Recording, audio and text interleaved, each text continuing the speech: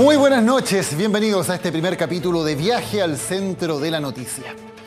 En Estados Unidos se habla del crimen corporativo. En Chile, donde nos gustan más los eufemismos, son delitos de cuello y corbata. Pero se trata al final de lo mismo, de grandes escándalos financieros que involucran cifras millonarias y donde los responsables suelen ser personas de gran poder financiero o político. Del otro lado, las víctimas suelen ser los más débiles, los pacientes que tienen que pagar de más por remedios de los que depende su vida porque las farmacias se coludieron. Los consumidores que sufren repactaciones en la Polar y ven escalar sus deudas. Los accionistas minoritarios o los cotizantes de las AFP que ven cómo sus ahorros se diluyen mientras alguien se embolsa una lucrativa pasada bursátil. Aunque en verdad las víctimas somos todos, partiendo por el libre mercado que se basa en una competencia justa y abierta para que gane el mejor y no el que hace más trampa. Sin embargo, en Chile los delitos de cuello y corbata muchas veces ni siquiera son delitos, sino simples faltas. O si son delitos no se persiguen, o si se persiguen no hay condenas, o si hay condenas, estas suelen ser muy bajas y casi nunca terminan con los responsables pagando en la cárcel. ¿Hay verdadera justicia para los delitos de cuello y corbata más graves en Chile? ¿Son responsables de ello la ley, los fiscales, los jueces? Este es la delincuencia de cuello y corbata, el tema de hoy en Viaje al Centro de la Noticia. El viaje comienza ahora.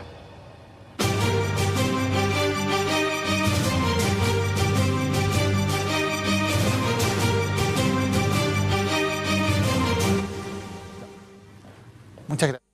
Bueno, comenzamos a revisar la historia de estos delitos de cuello y corbata. Y para eso nos acompaña Macarena Morales. ¿Cómo estás, Macarena? Buenas noches. Muy bien, gracias.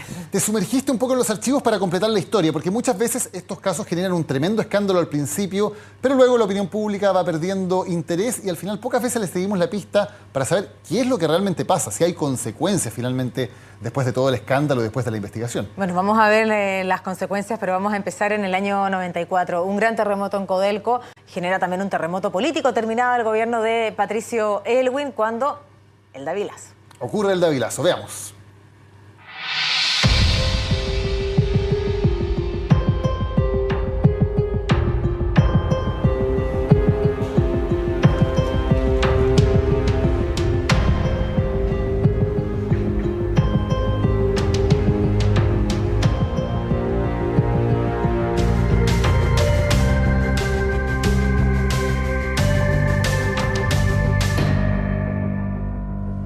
Al principio se hablaba de 100 millones, al final fueron más de 200 millones de dólares, Macarena, en pérdidas, en estos contratos a futuro que tienen algunas semejanzas con los forward que se han hecho ahora famosos con el caso Penta. Claro, y ahora muchos estamos averiguando qué son los forward. Bueno, son estas operaciones a futuro. Y este hombre, todo esto maquinado en la cabeza de un solo hombre, y era Juan Pablo Dávila. Vamos a ver de inmediato, ¿te parece? Nuestro menú aquí desplegado. El menú de los escándalos. El menú de los escándalos, mira. Y ya desplegado los delitos económicos, hay una diferencia con Juan Pablo Dávila porque él sí cumple un presidio efectivo. Él sí fue privado de libertad por los delitos por los cuales fue condenado. ¿Qué pasó con él finalmente? ¿Cuánto tiempo fue la condena? Su primera condena fue de 3 años por fraude al fisco, una pena efectiva. Cumplió esta pena en el anexo cárcel Capuchino, fue trasladado a Quillota. También recibió 2 penas por 800 días por delito de negociación incompatible. Y ya lo decíamos, él termina de cumplir su condena en San Carlos. Él se reinventa, se acerca a la iglesia evangélica. Ya por supuesto ha pasado el tiempo de la condena, en este caso, para este hombre que sí cumplió una pena efectiva privado de libertad. Y hoy está libre ya Juan Pablo Dávila, protagonista de uno de los grandes escándalos económicos. Vamos a recordar otro caso con componentes además políticos muy importantes, el caso Mopgati.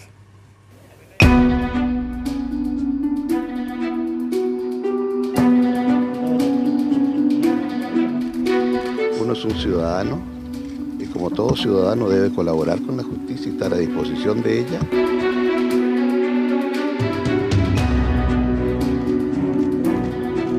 Si hay más de una treintena de acusados, pareciera que aquí efectivamente hubo un orden jerárquico en un ministerio público a través del cual se defraudó al fisco. estimamos difícil que la ministra absolviera a Carlos. No, en mi quehacer no influyó la investidura de nadie.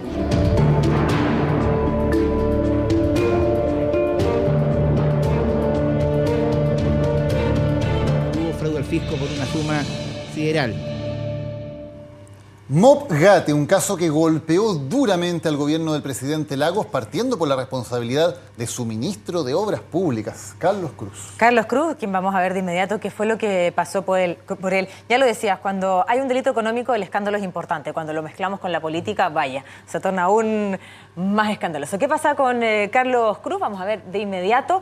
Este hombre que fue condenado por el delito de fraude al fisco. Él no estuvo privado de libertad, cumplió la pena remitida, pero además tuvo que pagar dinero para restablecer el daño por 799 millones de pesos. Cercano a los 800 millones de pesos es lo que tuvo que pagar Carlos Cruz y cumplir esta pena remitida. No estuvo en la cárcel, no estuvo privado de libertad, por lo que ha sido uno de los escándalos incluso más importantes del último tiempo. Al menos después de ser condenado, entonces esa condena no la cumple en la cárcel. El Mopgate también lo recordamos por estos días porque gatilló de alguna manera el tema de los sobresueldos y ese acuerdo entre el presidente Lagos y Pablo Longueira, que terminó finalmente con las normas de financiamiento de la política que duraron hasta ahora.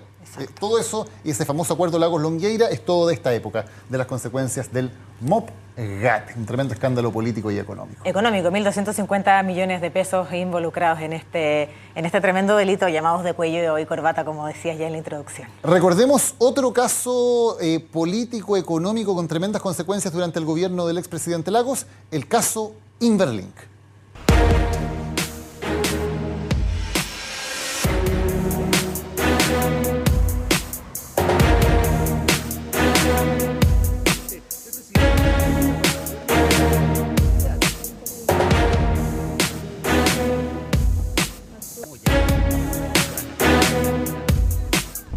Es una causa tremendamente complicada porque son 39 empresas las que tenía el grupo empresarial en Berlín.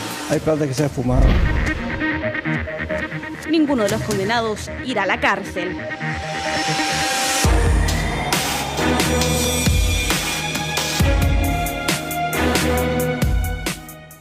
El caso Inverlink, un escándalo con muchas aristas que complicó al Banco Central, que luego también complicó a la Corfo. Sí. ¿Todo por un mail mal mandado? Sí, porque siempre hay alguien que tira el mantel, Daniel, y que permite, ¿cierto?, destapar en la olla. Y es un mail que rebota al presidente del Banco Central del momento, que estamos hablando de Carlos Massad, por parte de una mujer de confianza, que era su secretaria. Ella comete un error al digitar o reenviar mal y finalmente se destapa este tremendo escándalo. Estamos hablando de la situación que afecta a Inverlink. Pamela Andrada, sí, la secretaria que comete este error informático. La secretaria, y eso a su vez luego significa una sustracción de documentos desde la Corfo que involucra a quien era entonces el yerno del presidente Lagos, Gonzalo Rivas, quien era director ejecutivo de la Corfo y por lo tanto tiene que salir del cargo.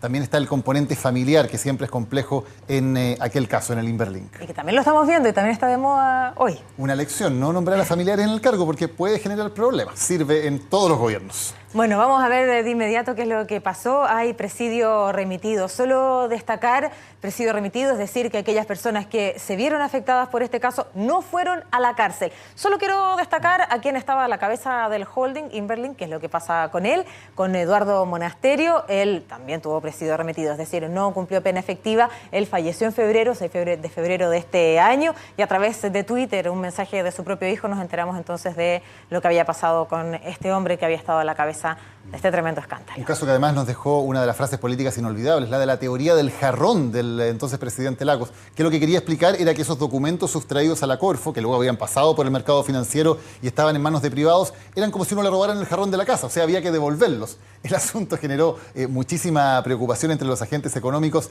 y se convirtió en una de las frases más recordadas del expresidente. ¿Seguimos avanzando? Veamos otro caso. Veamos otro de los algunos que nos han acompañado. Sí, y uno muy presente, el caso de las farmacias.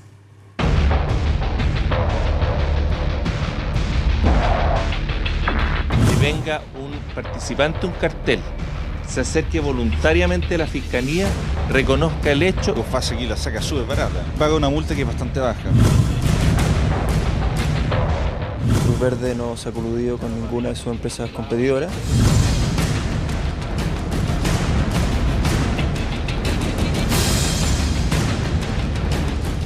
no pueden quedar impunes.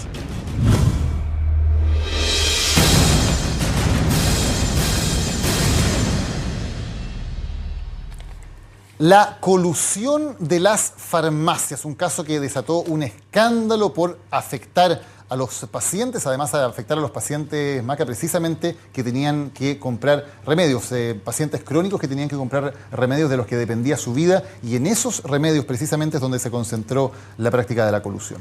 3 agentes, las 3 principales cadenas de farmacias que hoy abarcan el 90% del mercado. El 90% del mercado se concertaban para ponerse de acuerdo en poder alzar conjuntamente los precios de más de 200 medicamentos, y el alza era incluso por sobre el 100% del valor. Una historia reciente que está muy fresca en las memorias de todos. Pero hay que destacar a un agente, que en este caso es FASA, porque ellos, en primer lugar, se acogen a este acuerdo compensatorio, el pago de $1 millón, y ven la forma de poder retribuir a aquellos clientes que se habrían visto afectados. ¿Te acuerdas un poco de eso, de conseguir la boleta, que incluso podríamos haber guardado un año atrás? Un poco complejo. ¿En qué está este caso? Bueno, el caso está que arde por estos días, porque estamos viviendo el juicio oral contra ejecutivos, 10 ejecutivos de las 3 grandes cadenas de farmacia estamos viviendo por estos días. Pero aquí hay un problema, porque la colusión no es sancionada precisamente en nuestro país. Claro, no es un delito, es una falta, se paga con multa. Hubo una infracción ante el Tribunal de Defensa de la Libre Competencia, la Corte Suprema ratificó que hubo colusión. Ni siquiera los abogados defensores ponen en duda que aquí hubo colusión. Pero la colusión no es delito en Chile, es el gran problema. Y por lo tanto, para llevarlos a juicio, se está teniendo que buscar alguna maniobra jurídica para poder lograrlo. ¿Y sabe lo que lograron al menos encontrar? En el artículo 285 y 286 del Código Penal, que solo ha sido utilizado 2 veces antes en la historia de nuestro país, poder ver la forma de encontrar una sanción efectiva para estos ejecutivos que concertadamente subían los precios de vitales medicamentos. Vamos a ver entonces el precio, lo que pasa, están en pleno juicio oral. Solo destacar lo siguiente, porque sí hay una primera condena hace algún tiempo atrás, y que es para Gonzalo Izquierdo Rivera. Él es de un laboratorio que asumió la situación que había ocurrido. Por estos días se vive el juicio oral. Tenemos todavía un buen rato para seguir contando lo que pasa en esa instancia. Condena con presidio remitido como siempre, y recordemos que la Fiscalía incluso ya había llegado a un acuerdo en primer lugar con los ejecutivos para las famosas clases de ética. Había el pago de una multa y llevarlos a clases de ética. La justicia echó abajo ese acuerdo y por eso entonces ahora se está llegando a juicio oral. Veremos qué sale de ahí. Hubo reparo social cuando nos enteramos de las clases de ética. Sí, hubo un escándalo y eso también significó que ese acuerdo finalmente se cayera y fuéramos a juicio oral. Recordemos el último de los casos también, historia reciente, memoria fresca, el caso La Polar. Los clientes a los que se renegoció unilateralmente podrían superar fácilmente el 1 millón de personas. Estamos hablando que aquí hay una muy mala práctica. A cualquier deudor que ha sido deudor moroso que ha sido reprogramado unilateralmente.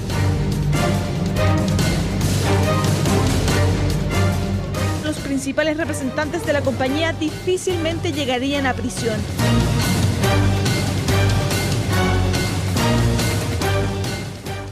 La Polar. ¿En qué está este caso, Maca? Bueno, es un caso que vamos a ver de inmediato. Aquí está, todavía está pendiente, y hay un tema bastante importante de señalar y que guarda relación con la recién aprobada ley de lavado de activos, que necesariamente había que modificar en nuestro país, pero que podría significar una salida para aquellos que están imputados en este llamado caso La Polar. Recordando un poquito la historia, estas repactaciones unilaterales hacia clientes morosos. Eso era básicamente lo que había afectado el caso La Polar. Estamos hablando hoy día de 3 grandes ejecutivos, María Isabel Fará, Julián Moreno y también Pablo Alcalde, que podrían encontrar una salida en esta nueva ley que ya va a estar vigente, esta ley de lavado de activos. Claro, nuevamente hay problemas legales. Las repactaciones tampoco son un delito, se les está persiguiendo por otro tipo de delitos financieros, y el más grave de ellos era el de lavado de activos, hasta 15 años de cárcel, al menos en teoría. Lo que hace esta ley es decir que las penas por lavado de activos no pueden superar el delito base, por lo tanto la pena de 15 años de cárcel teórica se cae inmediatamente y hay más posibilidades, así lo dice la defensa, de poder llegar a una pena en caso de condena que sea nuevamente, algo que vamos a repetir mucho en el programa de hoy, presidio remitido. Exacto. Solo quiero hacer una pequeña conclusión al final, y es que pareciera que las medidas cautelares muchas veces pueden ser más gravosas que las propias condenas en algunos de estos casos, porque de los que hemos revisado hasta este momento, hemos hecho una selección, porque son varios más, solo uno de ellos, que es Juan Pablo Dávila, estuvo privado de libertad por el delito que cometió. Muchas gracias, Maca. A ti, pues que estés bien.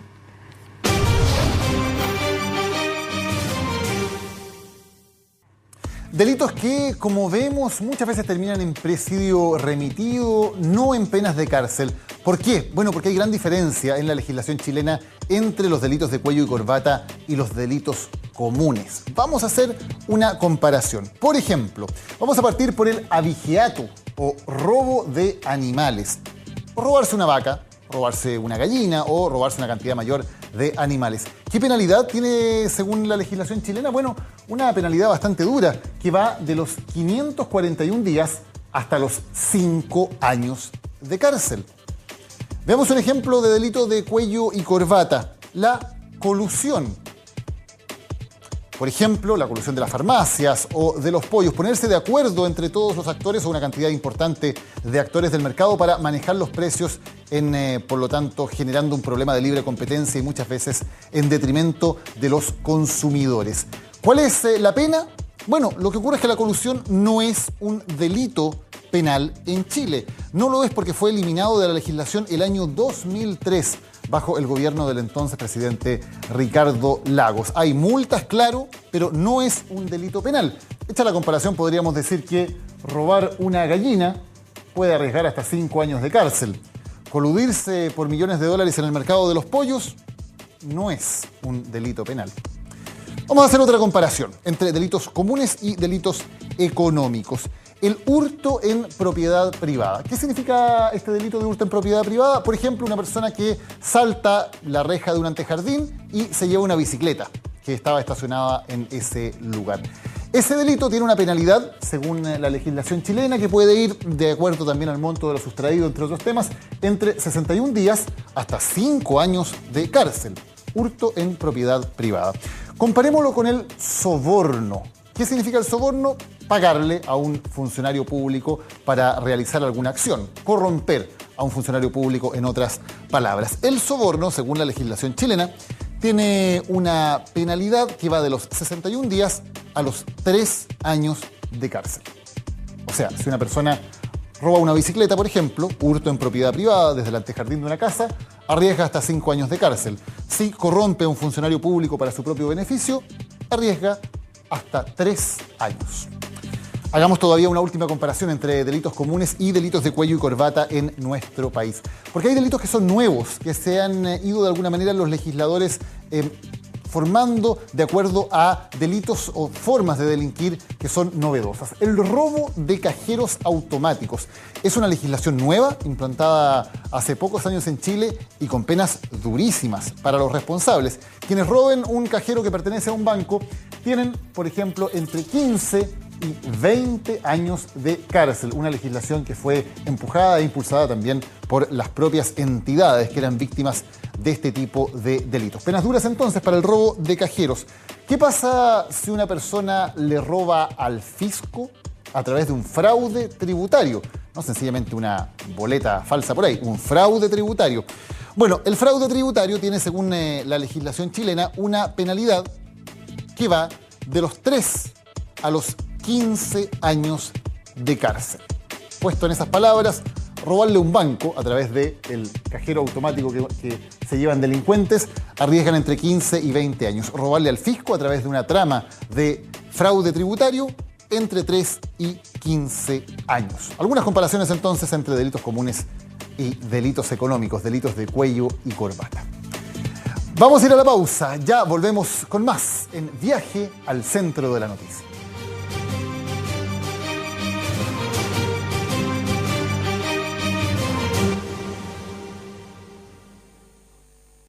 Banchile Inversiones presenta Claves para el inversionista. El sitio web de Banchile Inversiones te permitirá estar siempre informado y en todo lugar. Con tu usuario y clave del Banco de Chile podrás revisar tus inversiones, cartolas y el detalle de tus movimientos.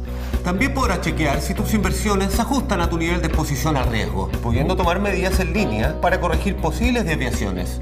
Asimismo, tendrás acceso a informes de nuestro departamento de estudios para que puedas tomar decisiones informadas. Por último, podrás hacer aportes y rescates de fondos mutuos o comprar y vender acciones, manejando así tus inversiones con la rapidez del dinámico mundo financiero.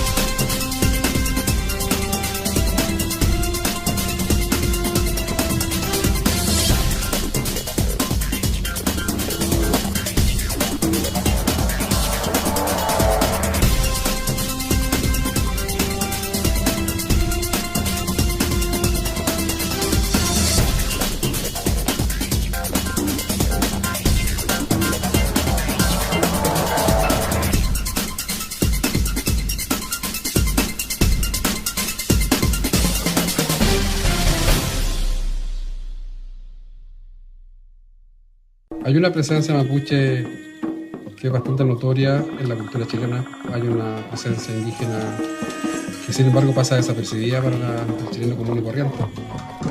Estamos presentes en la sociedad chilena, en la identidad chilena. Hay presencia mapuche en el poder político, en la academia, en las artes, en las ciencias, en los deportes.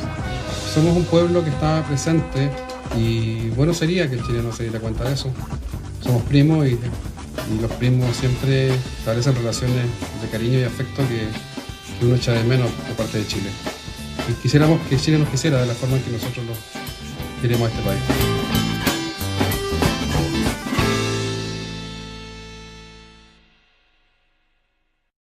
Una producción de BTR.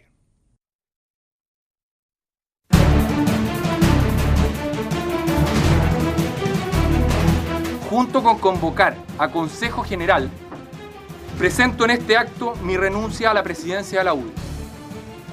Espero con esta decisión sea el Consejo General, órgano de representación de nuestra militancia, el que se pronuncie sobre los pasos a seguir y asegure la indispensable unidad.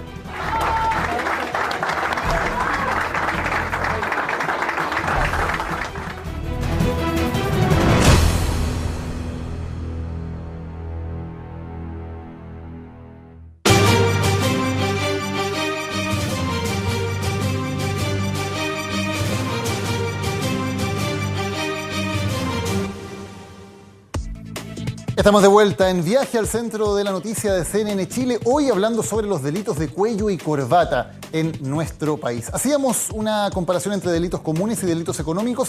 Queremos comparar ahora estos delitos de cuello y corbata en Chile y qué es lo que ocurre en otras legislaciones.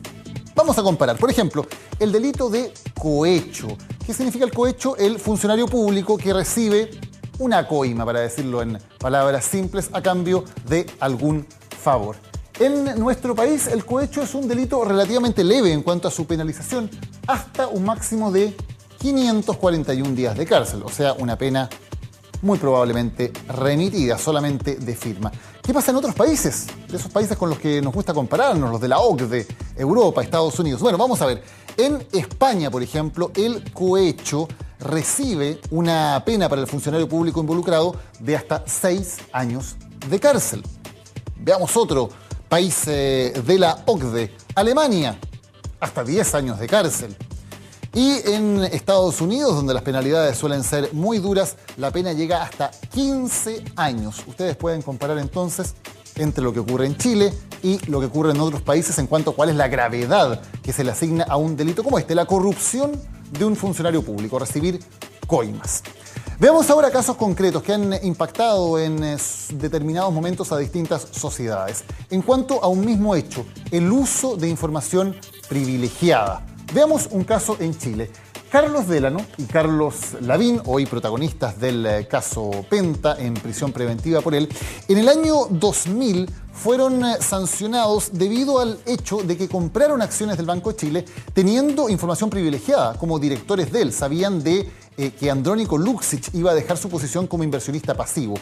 Compraron acciones y luego las vendieron 10 días después, aprovechando la tremenda alza que se produjo al darse a conocer la información. Obtuvieron una ganancia sustancial en esos 10 días. Se descubrió el caso, se llevó hasta la Corte Suprema. La Corte Suprema ratificó que Delano y Lavín habían infringido la ley al hacer uso de esta información privilegiada y los multó con 1.000 UFs cada uno.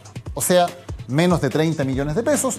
Sus papeles quedaron limpios y ellos, por lo tanto, pueden alegar hoy irreprochable conducta anterior, pese a que la Corte Suprema de Chile dictaminó que habían usado información privilegiada.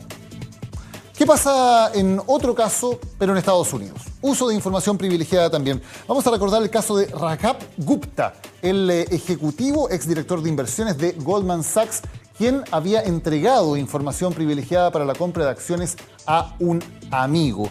En el caso de Raghav Gupta, un personaje conocido, un filántropo además, se dijo eso también en el juicio, algo parecido a lo que ocurrió en Penta, ¿no? Se usó ese argumento de que él era un filántropo que donaba a obras de beneficencia. Bueno, él fue condenado a 2 años de cárcel, tuvo que ir a prisión, efectivamente, fue a la cárcel a cumplir esa condena y además tuvo que pagar una multa de más de $5 millones.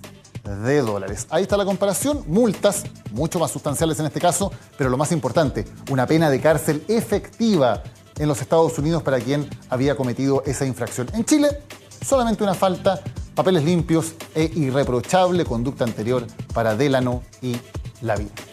Bueno, este desbalance entre delitos comunes y delitos económicos, esta falta de dureza en la persecución de los delitos de cuello y corbata, se ha convertido en un tema de discusión nacional en los últimos días a raíz de los últimos escándalos y también a raíz del caso Penta. Por ejemplo, durante sus alegatos en el caso Penta, el fiscal nacional Sabas Chaguán, con una vistosa metáfora, se hizo cargo de esto, de por qué los fiscales parece que estuvieran persiguiendo solamente a delincuentes menores y que en los casos más grandes, al parecer, no tienen las herramientas.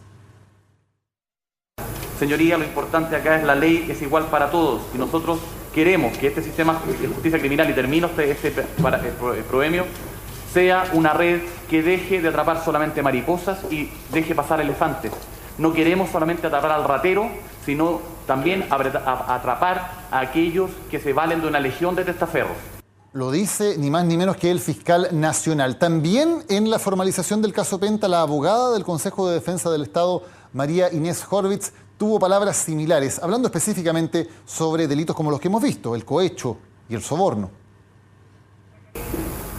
Su señoría, los delitos de cohecho y soborno tienen penas extremadamente bajas en nuestro país. Yo no he visto ningún parlamentario pedir que se aumenten las penas como ocurre cuando empieza el aumento de la delincuencia común. ¿Cómo se explica esto? Hay, al parecer, algún sesgo clasista en la justicia chilena que tiene que ver con una legislación muy antigua que viene de la colonia, un código penal que es del siglo XIX y donde, al parecer, este tipo de delitos de cuello y corbata no eran considerados como faltas graves.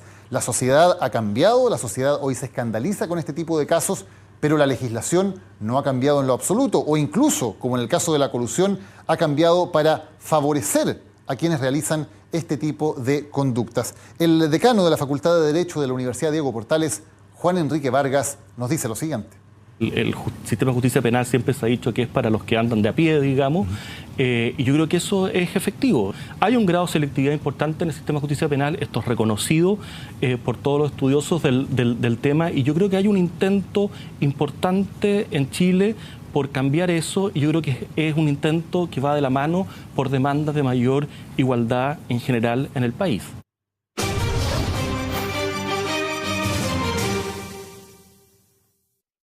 Bueno, vamos a profundizar en este tema con alguien que tiene la perspectiva también económica sobre qué significa el tema de los delitos de cuello y corbata, por ejemplo, en el tema de la evasión tributaria, entre otros, el economista de la Universidad Adolfo Ibáñez, Claudio Agostini. Claudio, muchas gracias por acompañarnos hoy. Gracias por la invitación. Claudio, ¿es grave que en un país haya delitos de cuello y corbata y que estos no se persigan de manera drástica? Sí, tiene mucho efecto en múltiples dimensiones. En el lado tributario, un efecto es menor recaudación, con lo cual el Estado tiene menos recursos para entregar los bienes y servicios que la sociedad quiere que preste.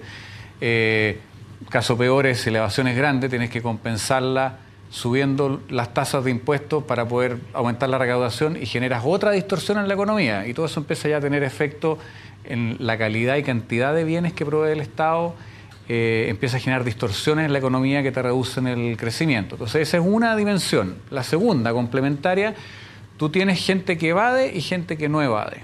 Empresas que evaden y empresas que no evaden. En un mercado, si queremos que haya libre competencia y compitan de igual a igual y sobrevivan los mejores y mueran los peores, o sea, que nos quedemos con las mejores empresas, las que innovan, las que venden más barato, las que tienen menores costos, es injusto cuando tú tienes dos empresas, pongamos iguales, misma tecnología, mismos productos. Esta evade y esta no. Artificialmente esta tiene menores costos y va a sobrevivir en el mercado y le va a ir mejor y va a tener mayor participación de mercado, y hasta puede que saque del mercado esta otra. Eso tiene efectos, de nuevo, más allá de la injusticia de que una empresa buena sale del mercado y el tramposo se queda, tiene efecto en el crecimiento económico nuevamente. Los recursos están mal asignados, crecen las empresas ladronas y mueren las honestas, tiene efecto en la productividad. Y hay crecientemente más evidencia de que genera efecto en la distribución del ingreso en términos negativos. ¿Cómo así? Porque tú tienes dos personas, más o menos igual. Si yo evado impuestos y gano lo mismo que tú, al final yo tengo más plata que tú, a pesar de que somos iguales y ganamos lo mismo. Cuando tú llevas eso a lo largo en el tiempo, yo tengo más plata, puedo contratar más abogados tributaristas que me permitan hacer más trampas que las que tú puedes, con eso evado aún más, y así esto va escalando en el tiempo. Y después de un tiempo, tú y yo, que partimos iguales, con las mismas habilidades y los mismos costos, el mismo esfuerzo, yo voy a tener mucho más plata que tú, no porque soy mejor que tú, no porque trabajé más que tú, no porque me esforcé más que tú, sino porque soy más tramposo que tú. Y en el tema de la libre competencia, para que exista efectivamente un libre mercado que funcione, ¿se afecta entonces la libre competencia, el libre mercado, se afecta con este tipo de delitos, especialmente cuando no son perseguidos de manera grave? Por supuesto, o sea, están los delitos de colusión que afectan a todos los consumidores, y hay delitos para sacar empresas del mercado, pero la evasión tributaria tiene un efecto en la libre competencia a través de esto. Tú ya tienes dos empresas que no compiten en igualdad de condiciones y va a sobrevivir la empresa que no necesariamente es la mejor, que no necesariamente es la que tiene menores costos, sino que la que es más tramposa. Hay varios estudios, no para Chile, lamentablemente, pero para Estados Unidos, para Nueva Zelanda, para Europa, un par de países en Dinamarca, que muestran que los efectos no son chicos, porque uno puede decir, ya, ok, pero al final, ¿de qué estamos hablando? Estudios para Estados Unidos muestran que prácticas anticompetitivas reducen el crecimiento económico, el PIB del país, hasta en 4%. En países más subdesarrollados, hay estudios para India, para Tailandia, los efectos son más grandes, del orden de 10%. Cuando tú sumas las dos cosas, recién acaba de salir un estudio hace poquito que miró las dos cosas por separado, prácticas anticompetitivas más evasión, y los efectos son entre 14 y 16% menos en el PIB de un país. O sea, un país también se vuelve más desigual y se vuelve más pobre cuando están estas prácticas. Exactamente. Ahora, hablemos un poco de la evasión tributaria. En Chile siempre se ha dicho que Chile es un país relativamente ordenado, donde los impuestos se pagan. ¿Es cierto eso y, sobre todo, es cierto para los grandes contribuyentes? Es una gran pregunta, y ahí lamentablemente está esta sutileza entre lo que es legal y lo que no es legal, ¿no es cierto? Si uno mira solo evasión, o sea, si nos acotamos a lo que es de frentón ilegal, el único estudio que hay para Chile en el impuesto al ingreso, que es uno de los que es relevante por los temas de desigualdad, es un estudio precisamente de Michel Jorrat, que ahora es director de Impuestos Internos de hace algunos años, que mostraba tasas de evasión de 45%. 45%. 45% en el impuesto al ingreso. Okay. Que es el que pagan las personas de mayores ingresos. Exactamente. O sea, y estamos hablando de números grandes. Si miramos el IVA, las tasas están entre el 15 y el 20 dependiendo del año y han ido bajando en el tiempo, ha habido años bastante exitosos. Pero en el del ingreso estamos a tasas que son 2-3 veces las de un país desarrollado. Entonces no es tan cierto que seamos tan honestos. ¿Y eso es porque no se fiscaliza que efectivamente se paguen los impuestos? ¿O porque si se descubre que alguien evadió impuestos, la saca más o menos barata igual? Esa es una gran pregunta. Yo creo que la respuesta es doble en tus dos afirmaciones. Por un lado, cuesta fiscalizar. Impuestos Internos tiene menos atribuciones que en otros países y menos información que en otros países. Por ejemplo, en Estados Unidos, Impuestos Internos puede acceder libremente a tu cuenta corriente. En Chile no. En Estados Unidos, todas las empresas de tarjetas de crédito están obligadas a reportar cada transacción de cada tarjeta a Impuestos Internos. Entonces, Impuestos Internos puede fácilmente comprobar todas las ventas de crédito de una empresa con lo que está reportando. Tus compras con tus ingresos, o sea, tiene mucho más información para detectar que la que hay acá. Entonces, esa es una dimensión. Y la segunda es tu segunda afirmación, que yo la comparto plenamente, que tiene que ver con las sanciones. En Estados Unidos, gran parte de la gente que va de impuestos, aunque sea poco, termina presa. Y la gente puede verlo. Si se meten a la página web de Impuestos Internos, irs.gov, ellos hacen un reporte anual de todas las acciones que hicieron y sale con nombre y apellido, quién evadió, cuánto evadió, por qué evadió y cuáles fueron las multas. Ya hay arquitectos, médicos, gaffiteres, una gama bien variada, un DICOM público, y cuando uno mira las penas, la mayoría de ellos terminaron presos. Y en Chile para delitos equivalentes, para poner algunos ejemplos que la gente se pueda acordar, no porque uno quiera estigmatizar a algunos en particular. Alberto Fuyú, conocido por todos, no pagó sus impuestos en 4 o 5 años, ni siquiera se dio la molestia de hacer la declaración de impuestos. O sea, una evasión sistemática. Evasión sistemática, año a año, evadió 230 millones de pesos, que para esa época es mucha plata, te dejaban el 1% más rico de Chile. Y tuvo que devolver la plata y tuvo como pena 3 años remitido. En Estados Unidos hubiera estado preso por eso. Checho Irán es otro ejemplo. Emitía facturas falsas para inflar los gastos de su empresa y con eso pagó menos impuestos. Mismo resultado. 3 años y un día. ¿Boletas falsas? Boletas falsas, boletas ideológicamente falsas. Exactamente lo mismo que estamos viendo hoy día. Así es. Así es. Una boleta por un servicio no prestado, que yo lo cargo a mi empresa, inflo mis gastos, tengo menos utilidades, pago menos impuestos. Y fue condenado por eso. Y la pena fue la misma. 3 años y un día remitido. En Estados Unidos, Alberto Fuyú, Checho Irane hubieran estado presos por ese mismo delito. Hoy Impuestos Internos anunció que iba a llamar a representantes de 200 contribuyentes porque había detectado prácticas similares a las de Penta y que los iba a llamar para arreglar esto. ¿Qué te parece como señal lo que está haciendo Impuestos Internos en esta especie de ofensiva fiscalizadora? Me parece un avance que investigue más, me parece un avance que efectivamente los llame y chequee si los datos son ciertos o no. Lo que yo esperaría es que se querellaran después si es que efectivamente encuentran algo. O sea, lo que sería acá equivocado sería decir, mira, hay un par de casos que son escandalosos, Penta es uno, lo encontré y porque tiene más connotación, ahí nos querellamos, y hay otros que son idénticos y por las razones que sean no nos querellamos y nos allanamos a una multa. Uno quisiera que la ley se aplicara a todos y uno quisiera que esto fuera ejemplificador. No en el sentido que uno quiera meter gente a la cárcel, esto no es una animosidad contra alguien, sino que es dar una señal a la sociedad de justicia, de que hacer trampa no paga, de que mentir no paga, y además es práctica. Hay varios estudios en Estados Unidos que muestran que cada vez que hay uno de estos casos de alguien bien famoso que evade y lo meten preso, la evasión tributaria cae en forma impresionante después. Además tiene unos efectos que facilitan después la fiscalización y facilitan la recaudación. Claudio, el caso Penta, que ha sido descrito por la Fiscalía como una máquina de defraudar al fisco, en tu experiencia, en lo que tú has investigado sobre este tema, ¿crees que es algo absolutamente único e irrepetible en las empresas chilenas? ¿O crees que si se investigara a fondo aparecerían muchos más casos como ese? Es difícil saber, no creo que sean los únicos que descubrieron la pólvora de cómo evadir y eludir impuestos. No lo creo. Por lo mismo que uno se sospecha que muchas empresas hacen exactamente lo mismo.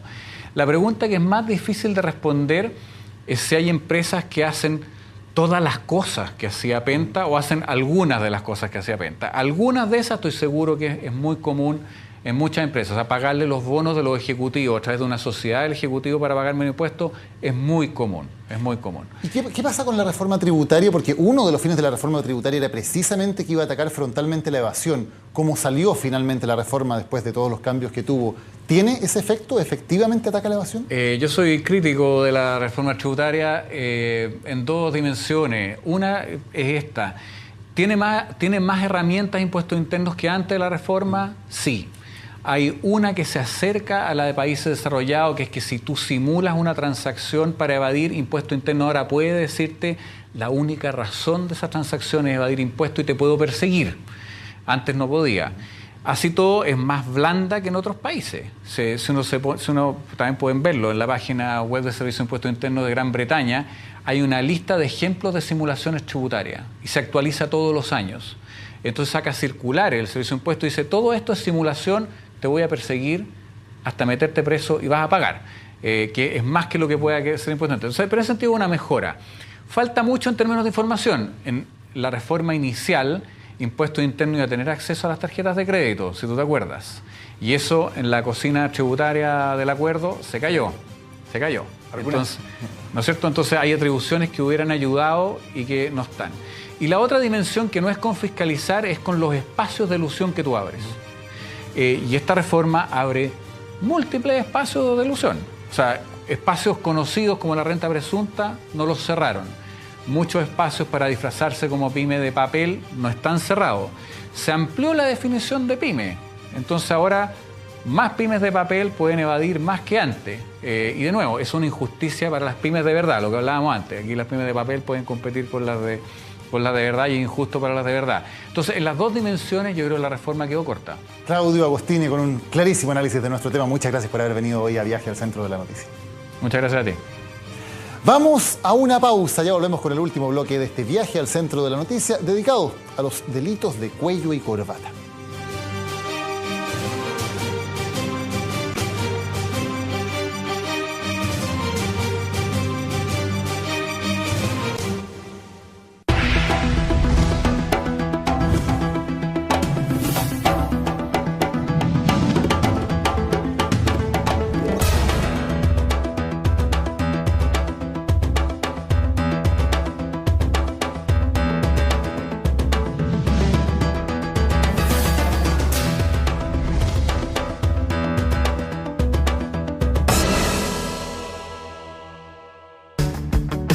Decidí que ya no quería decidir. Se me hizo fácil. Quise que la familia creciera. Se me hizo fácil. Antes pasaban por mí. Ahora paso por todas. Se me hizo fácil. En marzo, Chevrolet te lo hace fácil. Elige lo que necesites al comprar tu Chevrolet 0 kilómetro. No te lo pierdas y ven hoy a la red Chevrolet. Chevrolet. Find new roads. Ven a Sodimac Home Center y encuentra un mundo de muebles con los precios bajos de siempre. Aún más bajo. Comedor D'Artagnan, 6 sillas, 99,990 pesos. Sodimac Home Center.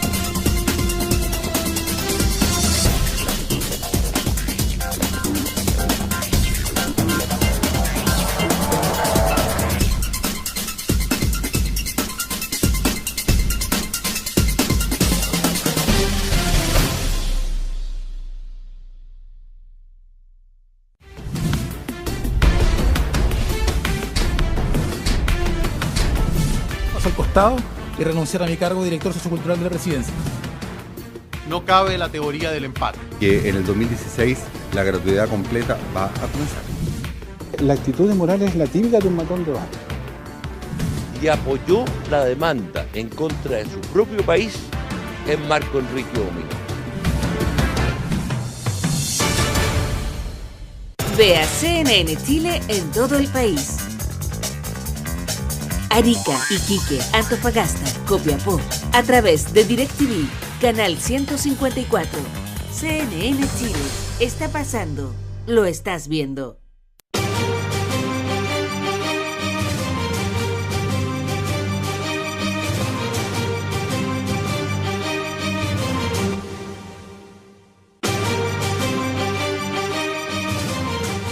Bueno, en Viaje al Centro de la Noticia nos interesa también conocer el pulso de la opinión pública. ¿Qué piensa la ciudadanía sobre los temas que vamos a estar tratando semana a semana? Y para eso vamos a contar con la colaboración de Plaza Pública CADEM y de algunas encuestas, algunas preguntas exclusivas para que las comentemos en este programa. Nos acompaña y nos trae los datos Roberto Isixson, que es el gerente de Asuntos Públicos de CADEM. Roberto, bienvenido a Viaje al Centro de la Noticia. Muchas gracias, Daniel. Buenas noches. Bueno, preguntamos precisamente por los delitos de cuello y corbata y por la persecución judicial de estos delitos en los últimos días, ¿no? Sí, recordar un poco quizás a la gente que nos está viendo el contexto de Plaza Pública. Es una encuesta semanal, ya llevamos 60 encuestas desde enero del año pasado. Es una encuesta de 700 casos que tiene un margen de error de más o menos como 3,5% y en el mes, o sea, con las preguntas que nosotros vamos traqueando, llegamos hasta 2.800 encuestas. Plaza Pública hoy día es la encuesta de opinión pública más grande que hay disponible de alguna manera en el mercado y ahí estaba marcando la pauta del debate y en este caso en específico sobre el sistema judicial chileno, ¿verdad?, en relación al caso Penta. Veamos entonces algunas de las preguntas. La primera, acerca del sistema judicial en completo, en total. ¿El sistema judicial es muy bueno o bueno? Dice el 8% solamente, regular el 31%, malo o muy malo el 60%. Sí, este dato, bueno, es sin duda demoledor para el sistema judicial, ahora para la percepción general del sistema judicial. Sí es importante decir que esta encuesta fue aplicada la semana pasada, entre el miércoles 4 y el viernes 6 de marzo. Las formalizaciones del caso Penta fueron el sábado 7. Por lo tanto, si es que hubiera algún cambio de percepción asociado específicamente al rol del juzgado de garantía y de los fiscales, no está recogido en esta encuesta en específico. La resolución del sábado y el ingreso de Delano y Lavín a la prisión, pues, sí, algo de las formalizaciones que habían comenzado precisamente en esos días. Veamos qué dice la gente acerca del sistema judicial. Le preguntamos, ¿es completamente autónomo el sistema judicial? Respondió el 63% que no y solamente el 30% que sí. Hay una percepción de poca autonomía. Muy baja, está conectado de alguna manera con la mala evaluación. En general terminan siendo las mismas personas que te dicen el sistema judicial chileno no es bueno. Y no es bueno porque finalmente, en primer lugar, porque no es autónomo, ¿verdad? Y lo vamos a ver en las preguntas que vienen, de alguna manera es poco independiente, no está conectado o no hay igualdad ante la ley. Y eso es algo que se siente y que la opinión pública es categórica al momento de evaluar al sistema judicial chileno. ¿Es imparcial? Nos preguntamos también, le preguntamos a la gente si es imparcial el sistema judicial chileno, que es una virtud y una característica muy relevante para un sistema judicial. El 68% dice que no, solamente el 29% que sí. Claro, porque al final hoy día se siente que los más poderosos, ya sea los políticos, los empresarios, incluso la misma iglesia, termina de alguna manera saliendo o quedando en libertad mientras, no sé, un vendedor, por ejemplo, de películas piratas puede terminar con no sé cuántos años de cárcel, ¿cierto? Entonces, no se siente ni imparcialidad, ni justicia o igualdad ante la ley, ¿cierto? Y la siguiente pregunta es clave en ese aspecto, porque preguntamos específicamente si el sistema judicial asegura igualdad ante la ley a los ciudadanos. Sí. Este dato es el más dramático, porque un 84% nos dice que no. O sea, damos un 60% de evaluación negativa, pero un 84% nos dice que el sistema judicial no asegura igualdad ante la ley. Y es el principio base, ¿cierto, Daniel? O sea, la justicia supuestamente tiene los ojos vendados, y aquí en Chile pareciera ser que la percepción de la opinión pública es que no los tiene vendados y que los tiene completamente abiertos, y de alguna manera para favorecer a algunos en específico. ¿Da confianza al sistema judicial? La última pregunta de esta categoría. La gente también es bastante demoledora la respuesta. El 85% dice que no le da confianza al sistema judicial, el 13% dice que sí. Y esto es tremendamente importante, Daniel, porque efectivamente hoy día la confianza pública en nuestras instituciones está en juego. Yo creo que el 2015 va a ser el año de la confianza, de preguntarnos cómo tanto las instituciones y quienes son parte de esas instituciones pueden volver a conectar con la confianza de los chilenos. Nosotros, por otro tipo de estudios, sabemos que cuando una persona confía, ya sea en un político, en una institución, tiene, no sé, la más alta probabilidad ya sea de votarlo o de respaldarlo. Cuando no confía es totalmente inverso. Y el daño hoy día que tiene el sistema judicial es demasiado grande. Un 85% no confía en los tribunales de justicia. Y preguntamos también específicamente por los casos de delitos de cuello y corbata, sobre todo los protagonizados por empresarios de gran poder. ¿Los empresarios tienen un trato especial? Vean ustedes la respuesta: 91% sí, 7% no. Yo me imagino que hay pocas preguntas en que aparezca más de un 90% por un lado, ¿no? O sea, prácticamente esto es universal, o sea, es una opinión universal. Es bien difícil ver este tipo de datos. En general, la opinión pública manifiesta divisiones, 60-40, incluso cuando una opción es bastante más fuerte que otra. Esto es universal. Ahora, va a ser interesante el efecto de Penta en esta pregunta esta semana, porque efectivamente quizás a las semanas anteriores lo que había quedado de la sensación es que, no sé, si es que Delano y Lavín tenían que ir al tribunal, llegaban en su auto por debajo y no pasaban por la explanada como pasa un delincuente común y corriente, ¿cierto? Esa sensación estaba muy presente. Ahora, que tuvieron que pasar por la explanada, llegar como cualquier persona, pasar por los detectores de metales y terminaron finalmente formalizados y hoy día están en la cárcel, puede haber afectado sin duda esta percepción. Va a ser muy interesante hacer esa comparación luego, ¿no? De si estos datos cambian en los próximos días a raíz de lo ocurrido con el caso Penta. Y en otra pregunta relacionada también, de lo que hemos hablado durante todo este programa, ¿los delitos económicos tienen penas muy bajas en Chile? Bueno, menos mal que no habían visto el programa antes de contestar, porque la respuesta también es bastante fuerte. 90% dice que sí, solamente el 8% Claro, y esto tiene que ver con lo que quizás yo te decía un poquito antes. Hoy día una persona que vende películas piratas en Providencia o Santiago, todos los hemos visto, puede terminar en la cárcel con 3, 5 años de cárcel, y finalmente un empresario que comete un abuso a miles de consumidores, que significan miles de millones de dólares, lo más probable es que termine en su casa. Entonces, esa percepción también es muy contundente y es muy negativa al sistema judicial. Roberto, ¿y qué consecuencias tiene esto? Porque queda muy clara la opinión de la gente, queda muy clara la percepción que tiene la ciudadanía. ¿Qué efectos tiene eso en términos, por ejemplo, de la legitimidad de un sistema económico de libre mercado que en general la gente aprecia en muchos de sus aspectos, que permite acceso al consumo, pero afecta o puede afectar su legitimidad, que la gente sienta que no hay una igualdad ante la ley? Yo creo que sí, sin duda que es de alguna manera un elemento que ataca de frente al corazón del modelo económico. Nosotros lo hemos medido, en otras oportunidades hicimos un seminario junto con el Centro de Estudio Horizontal y con la Adolfo Ibáñez, y nos sorprendió efectivamente que el modelo económico gozaba de cierta salud. Finalmente la gente confía en que el modelo le va a permitir a sus hijos tener una mejor calidad de vida, acceder a bienes y consumos que quizás en el pasado no lo había hecho. Pero la percepción de que el modelo está funcionando de forma correcta, sin duda que se ve afectada por este tipo de temas. Necesitamos mayor igualdad, necesitamos mayores condiciones, necesitamos que los delitos que están afectando a las personas, especialmente asociados a los abusos de los consumidores, tengan las penas correctas. En Estados Unidos, esto lo conversábamos con Claudio Agustín también fuera pantalla, por $100.000, $200.000, tú te vas a la cárcel. En Estados Unidos un diputado, un senador pierde su cargo. Aquí no pueden renunciar.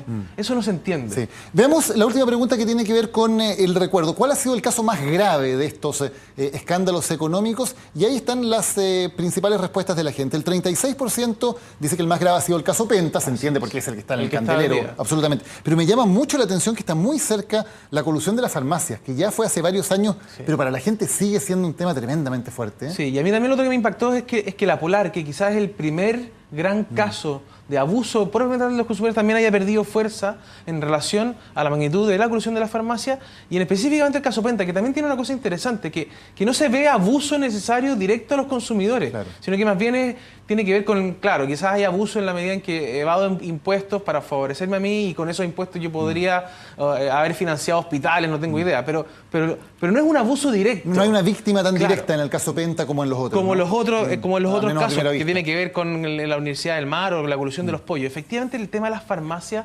toca a la fibra de las personas. Ahora, en ese sentido, es importante que nosotros como sociedad y como consumidores tomemos más conciencia. A las farmacias, al final, puede haber afectado en un primer mes los consumidores, pero luego terminamos volviendo a comprar la farmacia. No hay un castigo de la opinión pública que se vea reflejado al final y que le termine doliendo. Hay poca opción también, porque finalmente las tres empresas controlan el 90% del mercado y es bastante difícil. Es difícil, es cierto, pero tampoco terminamos con un nuevo actor, por ejemplo, surgiendo. Entonces, y bastante más abajo quedan, como decías tú, el caso de la Universidad del Mar, la colusión de los pollos y el caso Cascadas. Claramente Penta, el tema de actualidad, y la colusión de las farmacias que quedó muy fuerte en la gente como una especie de símbolo de los abusos. Esto también va a ser interesante seguir monitoreándolo en el tiempo, porque ver qué es lo que ocurre con el caso Penta cuando ya haya desaparecido, a pesar de que quedan al parecer 2 años de juicio, ¿cierto? Y ver también que el caso farmacia volvió a estar en tribunales, y también te muestra quizás, o te deja todo estos datos un poco también de preocupación de que de alguna manera la judicialización de la política, de la resolución de los conflictos, es importante que los tribunales de justicia se tomen en serio estos números y vean cómo recuperamos confianza. Roberto Isakson, muchas gracias por habernos acompañado y por habernos traído una exclusiva entonces de estos números acerca de la percepción de la gente. Encantado, Daniel. Muchas gracias. Bien, y vamos a revisar ahora lo que viene en estos casos, lo que viene en los temas que tienen que ver con los delitos de cuello y corbata de los que hemos conversado en la jornada de hoy. Veamos en una línea de tiempo entonces cuáles son los principales acontecimientos, porque es un tema que va a marcar, sin lugar a dudas, este año 2015. ¿Qué viene en el 2015? Marcamos algunas fechas para que ustedes las tengan en la mente. 26 de marzo, reunión de accionistas del Banco de Chile. Es el primer momento marcado en el cual se deberán referir y dar explicaciones ante los accionistas, el dueño del banco, Andrónico Luksic, por lo ocurrido en el caso Cabal. Esta reunión entre él y el hijo de la presidenta Bachelet, Sebastián Dávalos, tras lo cual se aprueba un millonario crédito para la compra de terrenos en Machalí. Un hito entonces del caso Cabal, la reunión de accionistas del Banco de Chile el 26 de marzo. Seguimos avanzando para ver otros hitos que vienen en este año 2015. El 30 de marzo deberían aparecer las nuevas acusaciones en el caso La Polar. Fines de marzo, principios de abril es la fecha que entrega estimativamente la Fiscalía. Recordemos que en el caso de La Polar hay que acusar nuevamente y esto se hará entonces en las próximas semanas. Avanzamos. El 24 de abril vence el plazo que se entregó por parte de la presidenta Bachelet a la Comisión Engel, este comité asesor presidencial que tiene que entregar una batería de propuestas para precisamente cambiar algunas de las cosas que hemos visto hoy. Temas de relación entre política y negocios, entre lo público y lo privado. Veremos si hay propuestas también para fortalecer las penas en los casos de delitos de cuello y corbata. El 24 de abril vence el plazo entonces para que esa Comisión Engel dé a conocer sus conclusiones. Luego habrá un plazo de no más de 45 días para que esas resoluciones se conviertan en proyectos de ley. Otro tema que va a marcar los próximos meses, el juicio de las farmacias. Lo veíamos recién con Roberto. La gente tiene muy presente el tema de las farmacias como uno de los grandes casos de abusos empresariales en Chile. Se estima que aproximadamente en esa fecha, principios de mayo, va a estar terminando el juicio oral de las farmacias y habrá, por lo tanto, una resolución. Un caso que, lo decíamos, es bastante complejo porque la colusión no es un delito en Chile, se la está investigando por otros delitos conexos. Y finalmente cerramos con el caso Penta.